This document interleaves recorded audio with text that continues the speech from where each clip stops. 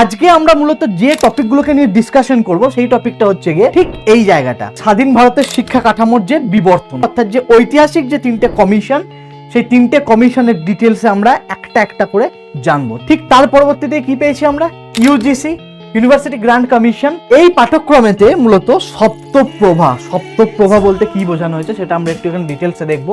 Hello everyone, কি খবর সবার, ওয়েলকাম টু ফিজিক্স বালা। তো আজকে দেখ এডুকেশনের যেটা ফার্স্ট চ্যাপ্টার, সেই এডুকেশনের ফার্স্ট চ্যাপ্টার অর্থাৎ post independent period of education যেটা রয়েছে, সেই পোস্ট ইন্ডিপেন্ডেন্ট পিরিয়ড অফ এডুকেশনের টপিকগুলো নিয়ে কিন্তু আমরা আজকে ডিসকাস করব। কেন কি চেষ্টা করব আমরা সব টপিকগুলোকে কভার করার, এবং যতটা তাড়াতাড়ি পসিবল আমরা সেই টপিকগুলোকে একের পর এক দেখে নেব। তো চলো শুরু করা যাক, দেখি আমরা কি কি টপিক আজকে ডিসকাস করব। তো প্রথমেই যে টপিকগুলোকে নিয়ে আজকে আমরা ডিসকাস করব সেটা হচ্ছে গিয়ে আমরা একটু সবার ফার্স্ট সিলেবাসের ব্যাপারটাকে একটু ডিসকাস করে দিই।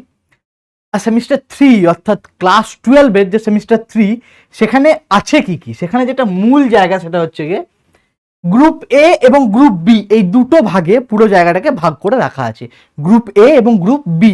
তো গ্রুপ এ এর মধ্যে কি রয়েছে, গ্রুপ এ এর মধ্যে রয়েছে প্রথমেই এই তিনটে জায়গা অর্থাৎ শিক্ষা কমিশনগুলো। তারপরেই কি থাকছে, শিক্ষা কমিশনের পরেই থাকছে হচ্ছে গিয়ে জাতীয় শিক্ষা নীতি, এবং জাতীয় শিক্ষানীতির পরে যেটা থাকছে সেটা হচ্ছে গিয়ে নারী শিক্ষা এবং শিক্ষার ক্ষেত্রে সবারই সম সুযোগ। তো এই চলে গেল প্রথম তিনটা পার্ট।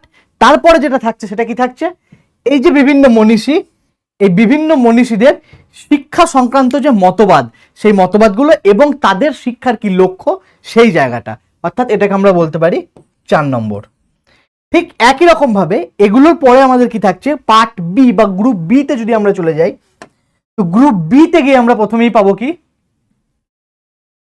মনস্তত্ত্ববিদ্যা যেটা, সেটা বিশেষ চাহিদা সম্পন্ন শিশু অর্থাৎ বিশেষ চাহিদা সম্পন্ন শিশুদের যে শিক্ষা ওই জায়গাটা, এবং 21st সেঞ্চুরির যে শিক্ষা সেই 21st সেঞ্চুরির এডুকেশন।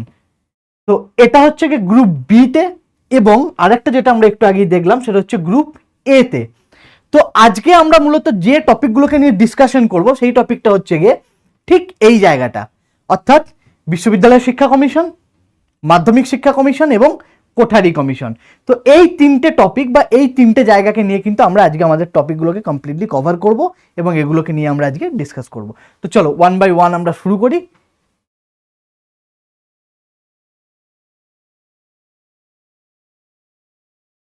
তো সবার প্রথমেই যেটা রয়েছে সেটা হচ্ছে স্বাধীন ভারতের শিক্ষা কাঠামোর যে বিবর্তন, স্বাধীন ভারতের শিক্ষা কাঠামোর যে বিবর্তন সেই জায়গাটা আমরা দেখব, অর্থাৎ যে ঐতিহাসিক যে তিনটে কমিশন, সেই তিনটে কমিশনের ডিটেলসে আমরা একটা একটা করে জানবো, তাদের কি লক্ষ্য ছিল, তাদের উদ্দেশ্য কি ছিল, প্রত্যেকটা জিনিস আমরা একটা একটা করে করে দেখে নেব। তো প্রথমেই যেটা রয়েছে, প্রথমেই রয়েছে হচ্ছে রাধাকৃষ্ণন কমিশন, যেটার অপর নাম হচ্ছে গিয়ে বিশ্ববিদ্যালয় শিক্ষা কমিশন। তো পরীক্ষাতে যখন কোশ্চেন থাকে তখন শুধুমাত্র যে রাধাকৃষ্ণন কমিশন বলেই থাকবে তা নয়, রাধাকৃষ্ণন কমিশনের সাথে সাথে থাকবে হচ্ছে গিয়ে বিশ্ববিদ্যালয় শিক্ষা কমিশন। তো গুলিয়ে যাওয়ার কিছু নেই, কারণ কি এক্সামে তো কোশ্চেনটা দুভাবেই আসতে পারে, হয় রাধাকৃষ্ণন কমিশন দেবে, তা না হলে যেটা দেবে সেটা হচ্ছে গিয়ে বিশ্ববিদ্যালয় শিক্ষা কমিশন। একই রকম ভাবে পরেরটা কি রয়েছে, মুদালিয়ার কমিশন বা মাধ্যমিক শিক্ষা কমিশন। অর্থাৎ প্রথমে দেখলাম রাধাকৃষ্ণন কমিশন বা বিশ্ববিদ্যালয় শিক্ষা কমিশন, তারপরেই একই রকম ভাবে আমরা পেলাম মুদালিয়ার কমিশন বা মাধ্যমিক শিক্ষা কমিশন, এবং তারপরেই যেটা থাকবে সেটা হচ্ছে গিয়ে কোঠারি কমিশন। তো কোঠারি কমিশন যেটা করেছিল, আর সামগ্রিক ভারতবর্ষের যে শিক্ষা, সেই সামগ্রিক ভারতবর্ষের শিক্ষার ব্যাপারেতে তার একটা সম্পূর্ণ রূপরেখা কিন্তু আছে। তো আমরা এই প্রত্যেকটা টপিক আজকে একটা একটা করে দেখবো এবং কভার করব। তো প্রথমেই যেটা রয়েছে সেটা হচ্ছে গিয়ে আমাদের এই সালগুলো খুব ভালো করে মনে রাখতে হবে, যে 47-এ ভারত স্বাধীন হলো এবং 47-এর পরেই যেটা হয়ে গেল সেটা হচ্ছে গিয়ে 48 থেকে 49 আর রাধাকৃষ্ণন কমিশন বা বিশ্ববিদ্যালয় শিক্ষা কমিশন। ঠিক তার পরবর্তীকালেই যেটা হলো সেটা হচ্ছে গিয়ে 52 থেকে 53 অর্থাৎ মুদালিয়ার কমিশন বা মাধ্যমিক শিক্ষা কমিশন, এবং তারপরেই যেটা থাকলো সেটা হচ্ছে গিয়ে 64 থেকে 66 অর্থাৎ কোঠারি কমিশন। তো খুব গুরুত্বপূর্ণ একটা কোশ্চেন, এটা এক্সামেতে খুব থাকে। 1964 কোঠারি কমিশন খুব গুরুত্বপূর্ণ একটা জায়গা, প্রচুর কোশ্চেন থাকে এই তিনটে টপিক থেকেই।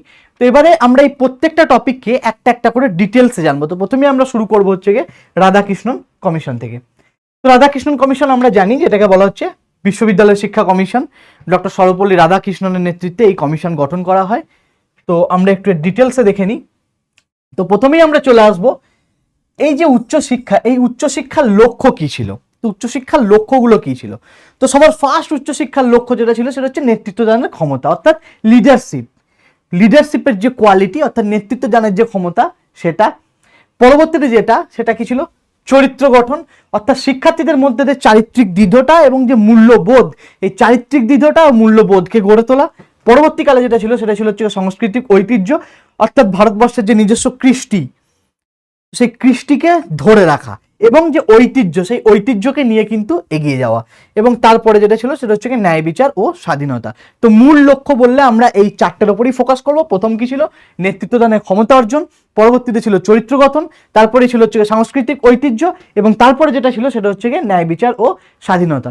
তো একজন আদর্শ নাগরিক তৈরি করার ক্ষেত্রে এই চারটে কিন্তু খুব গুরুত্বপূর্ণ বিষয়। পরবর্তীতে আমরা দেখে নিই। পরবর্তীতে আমরা দেখব যে এর যুগান্তকারী যে পদক্ষেপ, এর যুগান্তকারী পদক্ষেপগুলো কি ছিল। তো এই কমিশনের আন্ডারে যে যুগান্তকারী পদক্ষেপ, তার মধ্যে প্রথমেই যেটা ছিল সেটা হচ্ছে গিয়ে গ্রামীণ উন্নয়ন। এখানে গ্রামীণ উন্নয়নের মধ্যে কি থাকে, অর্থাৎ রুরাল ডেভেলপমেন্ট ও কৃষি বা এগ্রিকালচার। তো রুরাল ডেভেলপমেন্ট ও এগ্রিকালচার ছিল অন্যতম গুরুত্বপূর্ণ জায়গা। ঠিক তারপরেই কি ছিল, ন্যাশনাল কাউন্সিল গঠন করা। ঠিক তার পরবর্তীতে কি পেয়েছি আমরা, ইউজিসি, ইউনিভার্সিটি গ্র্যান্ড কমিশনকে গঠন করা।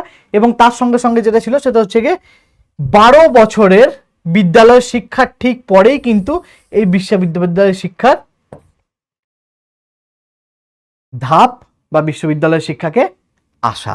অর্থাৎ ঠিক 12 বছরের যে গতানুগতিক শিক্ষা, সেই 12 বছরের গতানুগতিক শিক্ষা কিন্তু শেষ হয়ে যাওয়ার পরে এই বিশ্ববিদ্যালয় শিক্ষার মধ্যে প্রবেশ করা।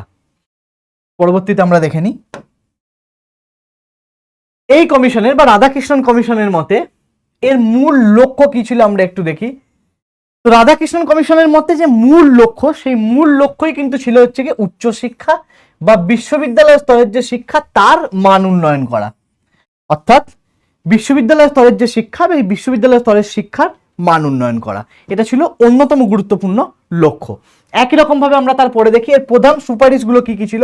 তো এর মধ্যে প্রধান সুপারিশ যেটা ছিল, প্রধান সুপারিশ ছিল হচ্ছে গিয়ে ইউজিসি গঠন করা, অর্থাৎ ইউনিভার্সিটি গ্র্যান্ড কমিশনকে গঠন করা।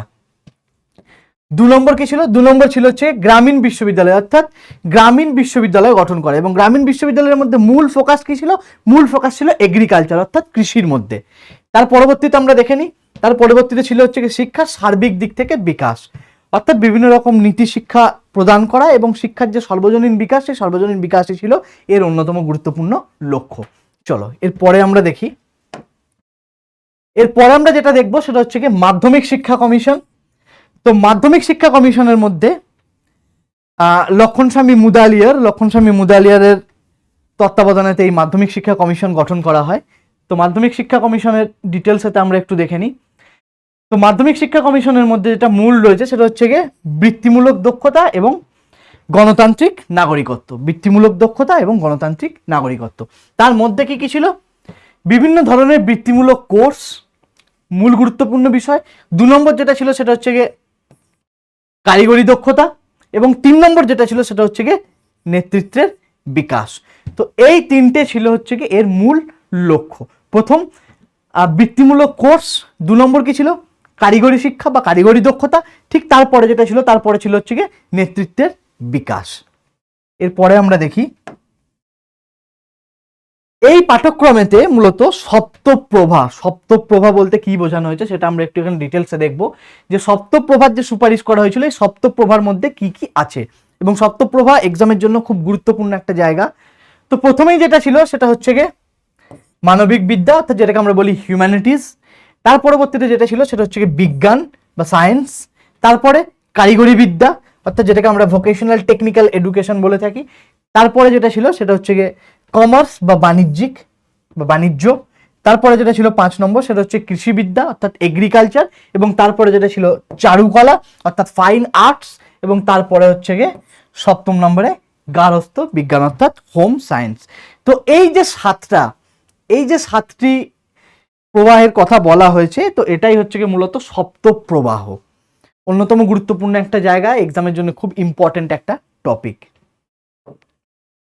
এরপরে আমরা দেখে নিই যে এই যে শিক্ষা কমিশন, এই মুদালিয়া শিক্ষা কমিশনের মূল লক্ষ্য কি ছিল। তো এর মূল লক্ষ্যই ছিল হচ্ছে গিয়ে মাধ্যমিক শিক্ষার বিকাশ ঘটানো বা মাধ্যমিক শিক্ষাকে পুনর্গঠন করা। একই রকম ভাবে আমরা যে প্রধান সুপারিশ সেগুলোকে দেখে নিই। তো এই প্রধান সুপারিশের মধ্যে অন্যতম ছিল হচ্ছে গিয়ে বহুমুখী বিদ্যালয়, অর্থাৎ শিক্ষার্থীদের আগ্রহ সামর্থ্য এবং ঝোঁক অনুযায়ী শিক্ষা দেওয়া, অর্থাৎ শিক্ষার্থীদের জোর করে নয়, তাদের যে আগ্রহ সেই আগ্রহের ভিত্তিতে তাদেরকে শিক্ষাদান করা। একই রকম ভাবে পরবর্তী কি ছিল, 2 নম্বর যেটা ছিল, 2 নম্বর হচ্ছে গিয়ে পাঠ্যক্রমের বৈচিত্র্য, অর্থাৎ সপ্তপ্রভা যেটা আমরা দেখেছি, সেই সপ্তপ্রভাকে কেন্দ্র করে পাঠ্যক্রম এখানে তৈরি করা হয়েছিল। তারপরে যেটা ছিল সেটা হচ্ছে গিয়ে মূল্যায়নের সংস্কার। তো মূল্যায়নের সংস্কার বলতে এখানে প্রথাগত পরীক্ষার বদলে শিক্ষার্থীদের সারা বছরের যে সার্বিক মূল্যায়ন, সেই সার্বিক মূল্যায়নের কথাই কিন্তু এখানে বলে রাখা হয়েছে। তো অন্যতম গুরুত্বপূর্ণ লক্ষ্য এবং তার যে সুপারিশ সেটা সম্পর্কে আমরা দেখলাম। এরপর আমরা যেটা দেখবো সেটা হচ্ছে কি কোঠারি কমিশন। কোঠারি কমিশন ভারতের সর্বোচ্চ যে রূপরেখা, সমগ্র শিক্ষা ব্যবস্থার যে রূপরেখা, সেই রূপরেখা কিন্তু বলে গেছেন। তো কোঠারি কমিশন আমরা একটু ডিটেলসে দেখব।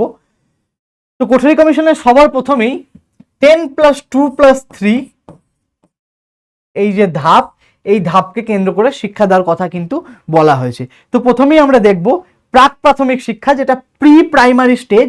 তো প্রি প্রাইমারি স্টেজ হচ্ছে কি 1 থেকে 3 বছর পর্যন্ত।